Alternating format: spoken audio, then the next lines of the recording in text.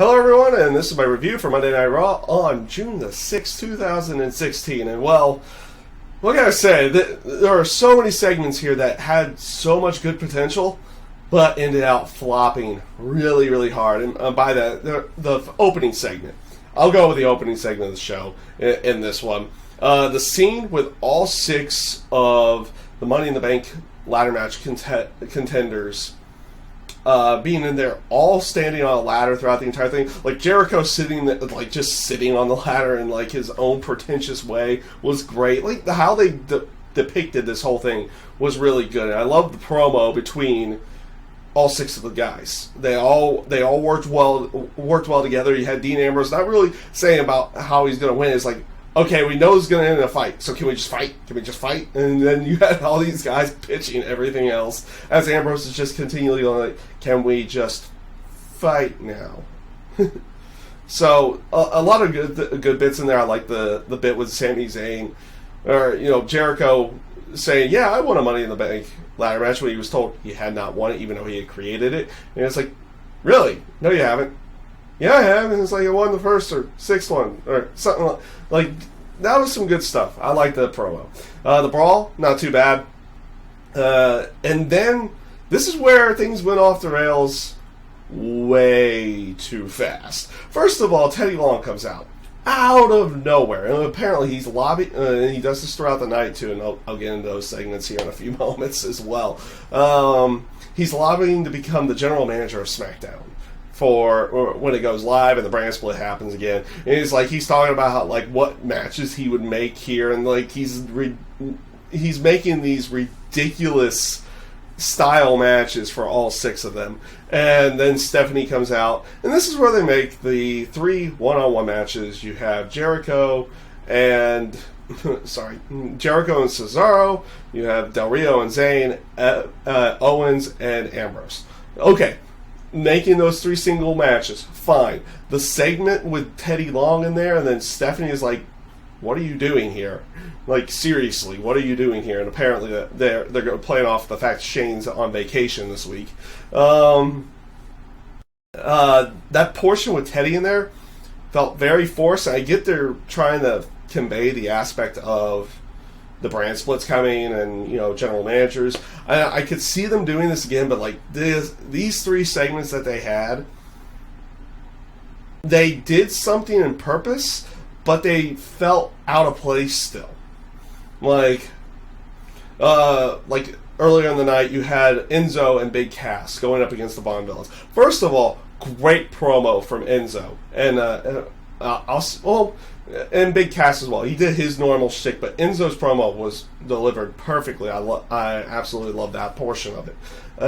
Going up against Von Villains, the match itself was kind of meh, but it did play off of the payback match where they tried to injure Enzo again by doing the exact same move, and this makes Cass flip out and cause the disqualification. This eventually led to Teddy Long talking to Stephanie McMahon backstage. She's like, "You know what kind of match I would make for this?" And then they make the Fatal 4-Way for the Money in the Bank pay-per-view. Enzo and Cass, Von Villains, Gallows and Anderson, and The New Day. And then, of course, Stephanie takes the idea and the match is actually made.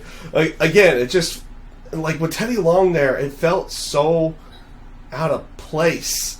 And they did it one more time a little bit later on where, okay, you have Tyler Breeze versus R-Truth.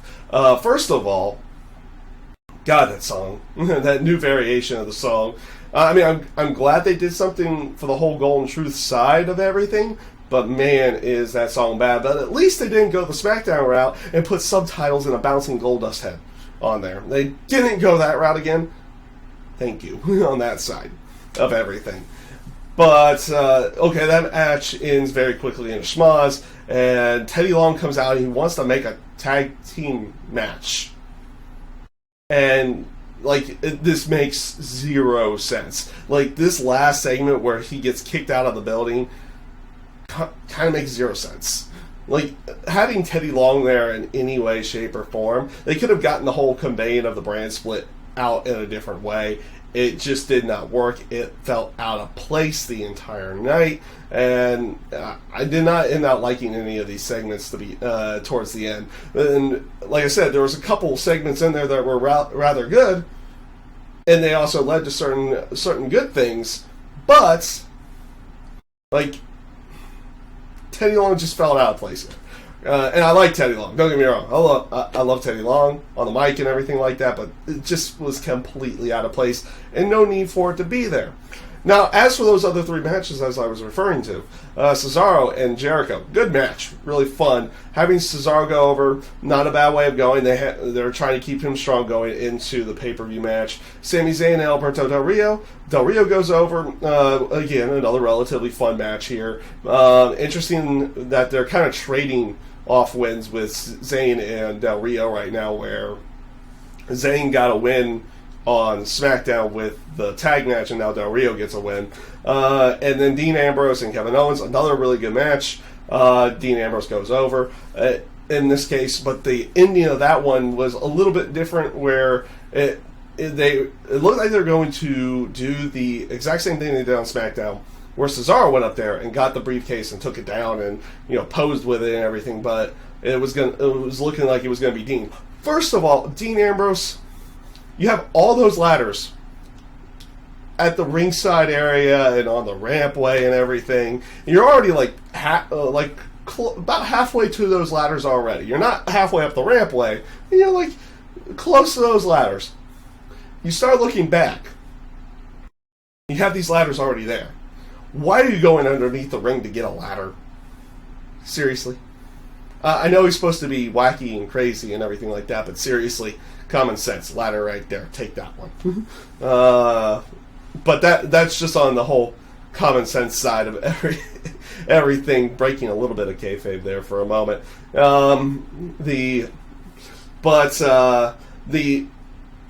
Sorry, stumbling over my words now. But as he's climbing up the ladder, Kevin Owens gets back in, knocks him off, takes him out, and he doesn't go up himself to pose with it, but basically, saying this is mine. This is him getting a little bit of his feet back. Like I said, overall, not a bad segment. The only weird thing was that whole aspect that you have a bunch of ladders there, yet I'm going underneath the ring to grab a ladder. Feels very weird, at least just to me. Feels a little weird. The Charlotte segment. She comes out and she's trying to apologize to her dad, in a sense of, saying that certain things needed to be said, but she still wanted to have the family life. She just didn't want him around in the professional light. And she doesn't even get back to a point where it's that she's trying to play heelish. And then she gets interrupted by Becky Lynch and by Natty. But first of all, the Becky Lynch and Natty promo, I actually kind of liked their promo there with what they were going for. It just seemed a little bit off because they hadn't gotten Charlotte back into full heel mode yet until halfway through that promo. You have them talking bad about Charlotte, what she does, manipulating, everything like that. And it's trying to have Dana Brooke come to her senses and leave her in that sense. And it was okay, Dana Brooke's leaving. And no. And you knew where that was going to go. More than likely it's going to lead to some kind of tag match somewhere down the road here, if not at the pay-per-view for them. Overall, the promos, Becky Lynch is not bad on the microphone. She's pretty good on the microphone. Natty's okay as well. Their promo was not that bad. Interesting, and it's interesting to watch them actually get a little bit more promo time and everything in there. So they're improving a bit, but not by leaps and bounds. I did like Becky Lynch's promo. Charlotte's promo wasn't too bad either. Natty's was all right. Dana Brooke didn't really say anything. She just caused the beatdown afterwards, and they left them all lying. Left Becky Lynch and Natty beaten down in there. So the heels get one over again in this case. Again, not a horrible segment, but nothing spectacular. But one thing I definitely liked tonight were the two video packages that they did with Seth Rollins and Roman Reigns. And the crazy thing is, both of these guys, even though Seth Rollins is still depicted as a heel in every sense, he comes off so much like a babyface in his promo video package. Like it came out, like it went through his rehab and everything. In that sense, like you get the feeling of you kind of want to cheer this guy. But Roman Reigns was also just like clearly babyface promo. Like both these guys were clearly going babyface promo here. I like the whole aspect of them talking about the Shield beforehand and everything like that. These were two really well done video packages. They were both really well done. The only thing that they probably didn't do is convey Seth Rollins more as a heel than they did, than they probably should have. They did convey him a little bit more as a face in that light, with how he's kind of trying to come back from the injury and everything in that sense. And of course, I mean, they did everything right with Roman Reigns', and it was a pretty good promo package as well to go along with everything. It's just that they kind of missed the ball on the whole Seth Rollins as a heel. We kind of should be healing him out a little bit, but they didn't really go that route with it. Rusev went up against Jack Swagger. Titus O'Neil was at ringside for that. Overall, really short match there. They have Rusev go over via countout where Swagger gets pushed into Titus O'Neil. Both of them attack Rusev and he bails afterwards. So it almost feels like they're going in some kind of triple threat, because they left Swagger around in there. It almost makes you feel like there's a triple threat coming somewhere down the road here, and it's going to be interesting to see where they go with everything there. Titus O'Neil on commentary wasn't too bad. He wasn't great by any stretch of the imagination, but he wasn't too bad either. So overall, not a horrible segment. This is going to lead me into what I believe it is. Let me just double check everything here. I do have a few notes just to make sure of everything. Yes, I have gotten through pretty much everything except for the whole Cena AJ Styles side of everything. And this eventually led into the New Day versus Gallows, Anderson, and AJ Styles a little bit later in the club. Cena comes out, cuts his basic promo saying he's like, going over everything from the week before, and he's like, I want an explanation from AJ. And you had what I'll say was an okay promo. I can only give it okay. I can only give it an okay promo from AJ Styles here. Cena's promo afterwards, and like in between there, I thought was really, really well done. But AJ Styles' promo was kind of wishy-washy at first. Like at the end of it, he found a groove in there and everything, and it kind of made everything a little bit better. But like at the beginning, it was like kind of, we've heard this before from everybody that comes in and goes after Cena. And like Cena even mentions that in there. But overall, the whole segment, eventually with having the New Day come out to help, when the club has Cena surrounded, New Day comes out, helps out in there, which leads a little bit more into their match a little bit later on that they had already advertised. Overall, that segment came off rather well, and they're still playing off of the whole AJ Styles. Like the fans are still playing off, and even later in the night, the whole "Let's Go Cena AJ Styles" thing was still going on throughout the entire each time they were on the screen together. And with that being said, we go into what was the main event match.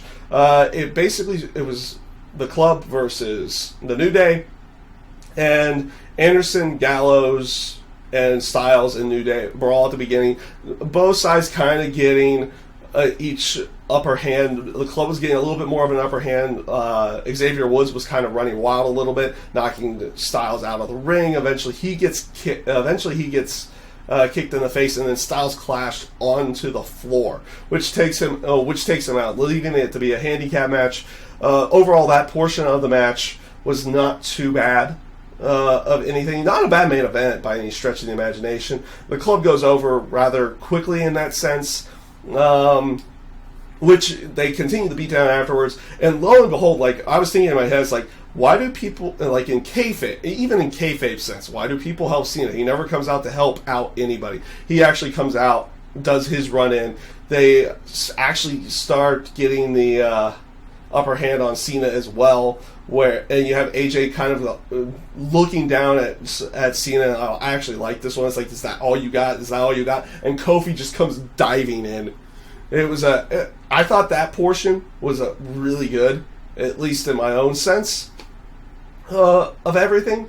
but overall wise, the show I didn't think was all that great. But in that one portion, wasn't too bad. The faces ended up clearing house and everything in that sense. So you actually have Cena making the save for once, which is kind of weird because he usually doesn't make the save all that often. He was kind of like Hogan in that sense in there. And you had the baby faces go over in this case where, last time around they had Gallows, Anderson, and Styles pretty much get over one on the New Day and on Cena. They kind of get it back here tonight. Gallows and Anderson and Styles kind of stay strong because they win the match in there, and also taking out Xavier Woods in the process for the night. So overall, not a bad couple of segments there. I like that whole aspect of everything behind it. And then, of course, you have that Fatal 4-Way Tag Team title match now that was made, like I made mention earlier. So that plays off of that a little bit more. Overall, like I said, those two segments were rather good. I thought those were rather good, but they were probably the only true good moments of the night outside of the matches for the Money in the Bank ladder match. All three of the singles matches, which, glad again, they put a lot of emphasis behind the Money in the Bank ladder match. Again, with having these guys out there, they aren't just in like one or two segments. You have like 3-4 segments. You have each individual matches and everything. Came off rather well, and I'm kind of glad that's the route they went with. So we'll see where they go with everything. Overall, this Monday Night Raw wasn't all that great. Like I said, I made some points that said that were at least somewhat good, but then you have them go off the rails like right at the beginning of the show. It's like, hey, this segment's kind of cool with all the ladders there, everybody standing on top of one, and then Teddy Long. Okay.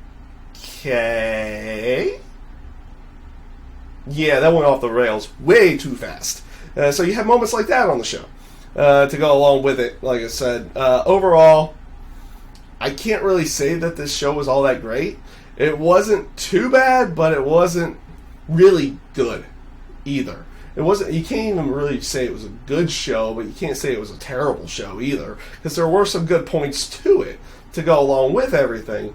So you almost throw it in the kind of you almost want to throw it in the but if you have to say, if I would have to say a thumbs up or a thumbs down, I'd probably give it a thumbs down. In that sense, by giving it a definitive, I would give it a thumbs down this week. You had some good segments in there, but overall, you can't give this show a thumbs up. You got to give it a thumbs down in that sense. So that is my review for Monday Night Raw this week. I thank you guys for watching, and have a great day.